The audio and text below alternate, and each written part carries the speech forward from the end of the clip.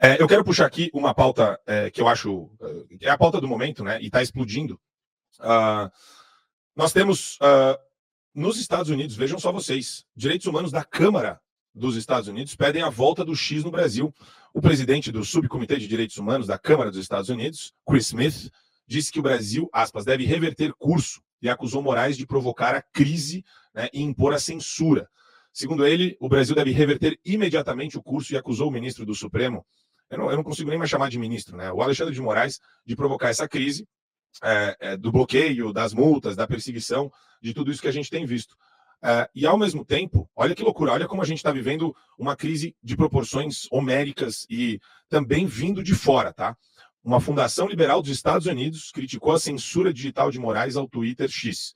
Eles chamam de medida extrema o bloqueio da plataforma e as multas a cidadãos que usarem VPNs para acessar o site. O think tank liberal, tá, não é conservador, Foundation for Economic Education, Fundação para a Educação Econômica, publicou um artigo falando sobre o banimento do X por Moraes, e ele é assinado pelo presidente brasileiro Diogo Godinho Ramos Costa e chama de medida extrema atitude. Considera que o Moraes começou essa série de medidas que estão culminando nessa censura digital e perseguição sob pretexto de combater a desinformação, termo que, aspas, se tornou um guarda-chuva para qualquer discurso crítico ao governo ou ao judiciário. Adriles, pode parecer surreal isso tudo que a gente está vivendo, mas ainda tem um tempero para você. Enquanto isso, convite para a reunião de Lula sobre democracia cita 8 de janeiro, Capitólio e articulação da extrema-direita. Presidente e premier da Espanha convidaram líderes para discussão sobre atuação conjunta contra desinformação e extremismo. Ou seja, eles querem intensificar a perseguição no Brasil, mesmo diante de tudo que está acontecendo. É isso que eu estou entendendo, Adriles? Olha, paradoxalmente, o banimento do Twitter do Brasil foi um presente para as pessoas que têm algum tipo de consciência do que está acontecendo, não só dentro como fora do Brasil, né? Porque acabou com essa narrativa, acaba com essa narrativa. Se alguém lá de fora ou aqui dentro percebe que existe uma articulação, ou acha que tem uma articulação de extrema-direita, nazi-fascista, que junta o Alan dos Santos, o Marco Antônio Costa, o Constantino, o Paulo Figueiredo, para o quê? Para estuprar a criancinha, para solapar a democracia, para criar um governo tirânico, conservador, eterno no Brasil, acabou isso. Entendeu? O Alexandre de Moraes censurou 22 milhões de pessoas, está destruindo os negócios que são veiculados no Twitter, que tem desde empresa de comunicação, até mercearia, até prostituição. O Twitter é o maior site de negócios e de livre expressão do mundo. Um jornalista ou um negociante sem o Twitter, ele fica, em grande medida, limitado na sua percepção. Quando o Joe Biden falou que estava abdicando da candidatura, a fonte era ele. Ele, Joe Biden, que falou isso no Twitter. Quando você quer anunciar um negócio, você vai no Twitter e você não pode mais ter essa reverberação. Não é o Instagram, não é o Facebook, não é o, sei lá, o Orkut que já morreu. Então, você percebe, através da extinção do Twitter no Brasil, que você tem uma ditadura plena. Agora, o problema é quando as autoridades e a elite sociopolítica e econômica do Brasil se revela não só omissa, mas frouxa e covarde. Que tem exatamente dentro dos seus negócios, até um jornalista tem os seus negócios do Twitter como ferramenta principal, tem ceifado. E fica fazendo salamaleques ainda para esse discursinho vagabundo. Por que eles fazem salamaleque? Porque eles contribuíram para esse discursinho salamaleque. Seja um deputado ou senador omisso e um deputado que queira fazer parte desse esquema ditatorial, quer seja um jornalista que, por nojinho ao Bolsonaro, por ideologia ou por questões financeiras, para receber mais dinheiro do governo, solapou do Bolsonaro, achando que aquilo ali era a construção de uma democracia, mentindo para ele e para os outros, dizendo que aquilo era uma defesa da democracia, elegeu um homem que saiu da cadeia para ser presidente da República, para se contrapor a um governo de direita legitimamente eleito aqui no Brasil.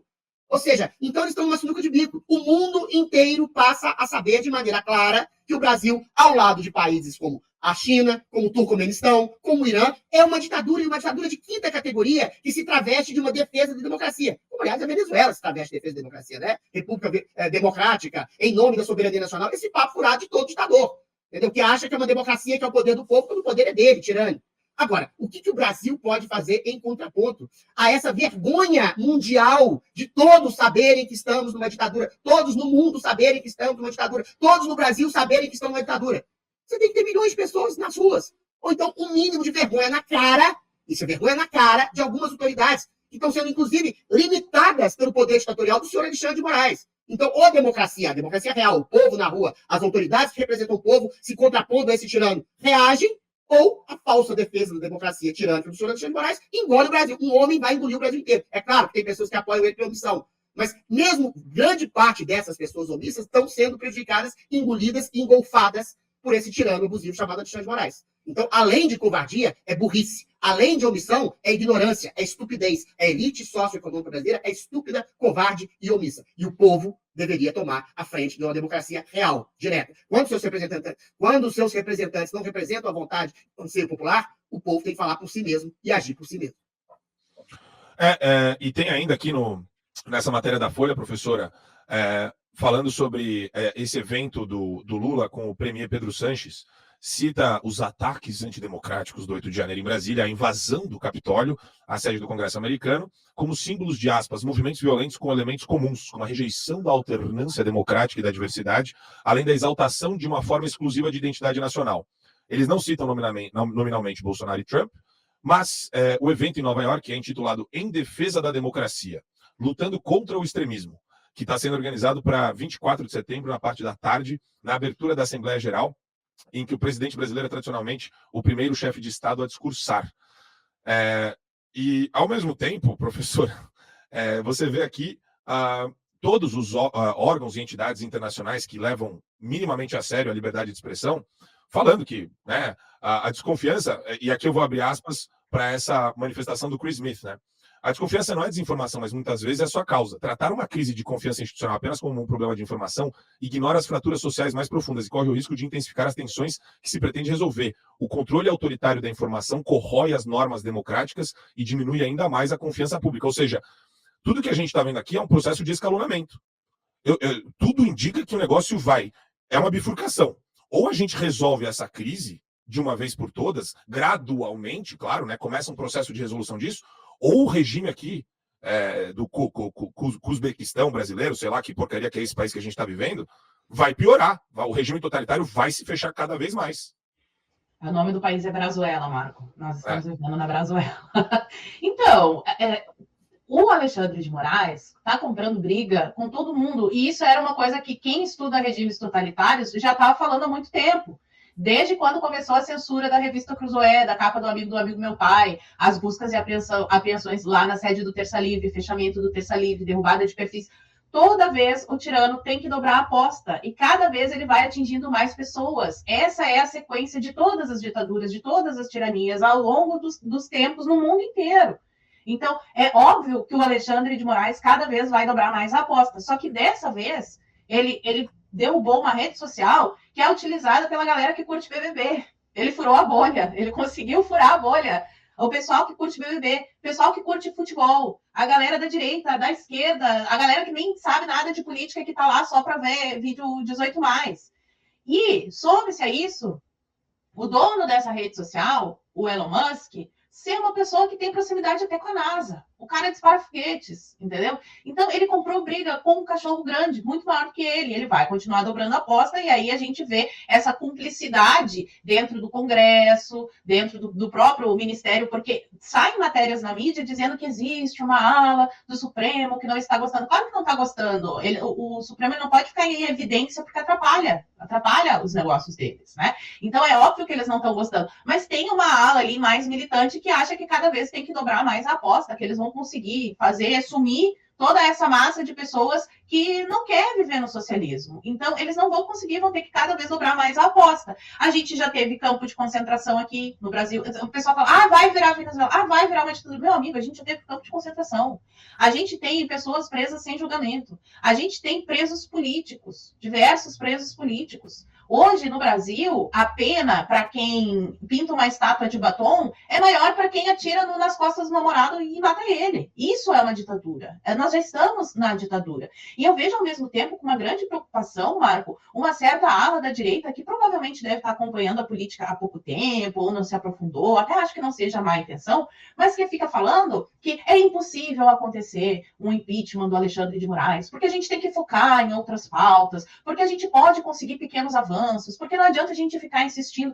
Isso se não for por inocência, isso é um negócio maldito. Essas pessoas não acompanharam todo o processo que foi para a gente conseguir o impeachment da Dilma. Obviamente não foi como a gente queria, teve o fatiamento, mas as pessoas foram às ruas, eu fui às ruas dezenas e dezenas de vezes. A gente teve manifestação na Paulista, eu até estava comentando com o Marco, eu já vi manifestação na Paulista com 7 caminhões ao mesmo tempo. A Paulista tomada de ponta a ponta. Aqui em Porto Alegre é bem menor do que a manifestação de São Paulo, mas já teve 3 caminhões ali no Parcão, sabe? E o pessoal fica com umas loucuras.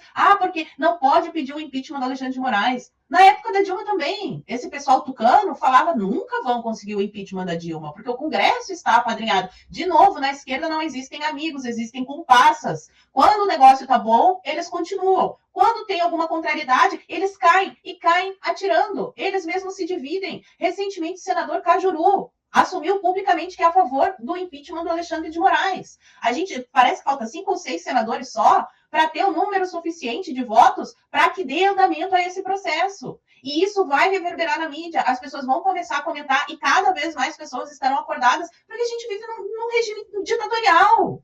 Não tem nenhuma democracia aqui no Brasil. Aqui no Brasil existe uma ditadura. E existe, inclusive, um DOPS atualmente, que prende as pessoas por fazer política, por falar sobre política. Porque estão influenciando nas eleições. Meu Deus do céu, mas o processo eleitoral ele é influenciado. Essa é a essência do processo eleitoral. Quem é da direita vai influenciar as pessoas para que votem na direita, quem é da esquerda vai influenciar as pessoas para que votem na esquerda. É assim que funciona a democracia. Quando não se pode, quando o cidadão não pode influenciar no processo eleitoral, é um regime de ditadura. Eles falam que é fake news, influência de opinião dissonante é fake news para eles. Exato, era isso que o DOPS fazia. O DOPS fez as pessoas, botava lá no porão a torturar porque eles faziam fake news. Desinformação. Só que naquela época não existiam esses termos, mas é a mesma coisa que aconteceu ali durante o bigodinho da lei.